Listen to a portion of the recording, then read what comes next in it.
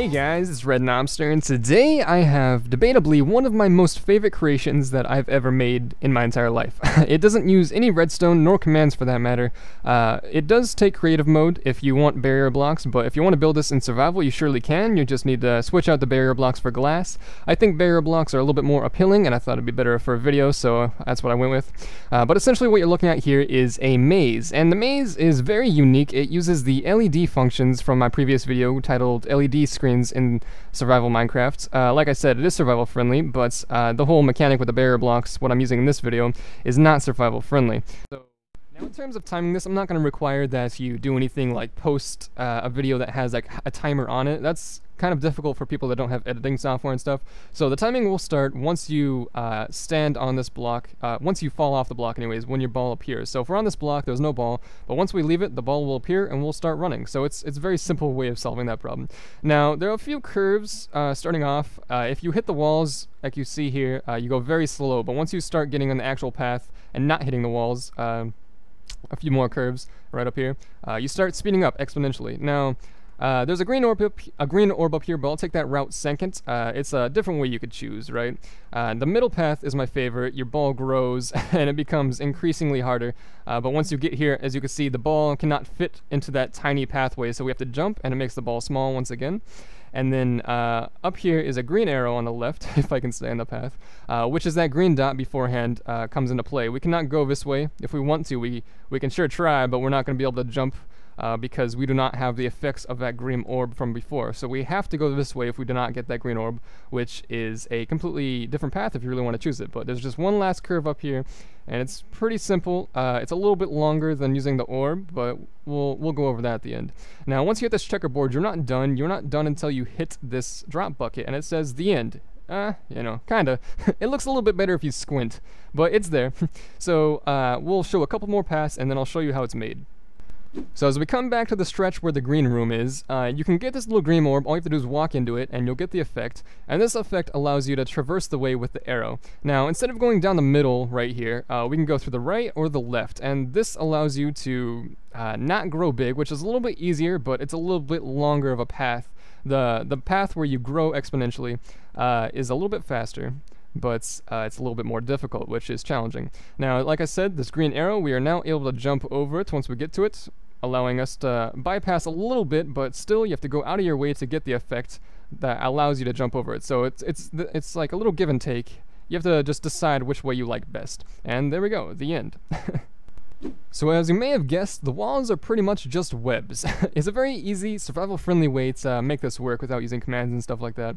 And like I said, this is just barrier blocks, but it can be replaced with black glass preferably, and it doesn't look too bad. There is a little bit of a ridge here that kind of disorients me a little bit. Disorientates me? Yeah, that's the word. Disorientates me just a little bit, which makes it a little bit more difficult. Now, there's a couple settings as well that are preferred, I suppose.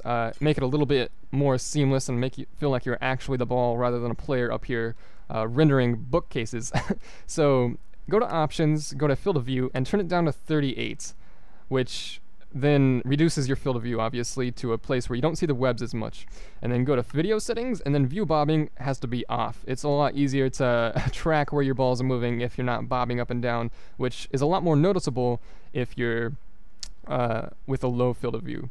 And render distance, I turned it down to about 7, which allows you to not really see what's ahead of you, which kind of prevents you from cheating, but you can always just look up, right? That's a very... Ooh, hello Twitch, how are you doing today? That's a very cheaty thing to do. I will not accept a win from you or winning time if you were looking up the entire time running through the webs. Obviously, it's not how the game's meant to be played, but I'm not going to go out of my way to prevent you from doing it. It's kind of like the honor system, but if you have a recording and you don't do it, then I assume you didn't do it. But yeah, that's all you have to do. Hold down control to sprints, and you can go ahead and move around. The ball follows you seamlessly. Now, I'll show in third person, but when you run into the ball, or into the webs, that's all it is. You get slowed down by the webs, and it looks like the wall is stopping you, if you're in first person, obviously. Now, if we come over here, it comes to a bigger room, and we have the green dot. Now, the green dot is really just... I'm going to turn my field of view back, so... Nah, I'm going to leave it, actually.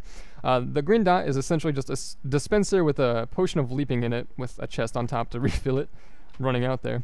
And the pressure plates, you walk up to it, it just gives you it. And then you have Potion of Leaping, which allows you to jump over a wall. Now, if we keep on going this way, this is what I mean by 3 different paths. There is the left path, which is of least resistance. There's very little chance you'll run into a web, but it's a little bit out of your way. You have to go around this corner just to get there. If you're trying to beat the course, I'd suggest going that way, but if you're trying to get a good time, I'd suggest going down the middle. The right path is very similar, but you have to do a little bit more corkscrews. The middle path is the one that makes you go big, which is done simply by getting 1 block closer to the ground, which increases the amount of enchanting tables rendered.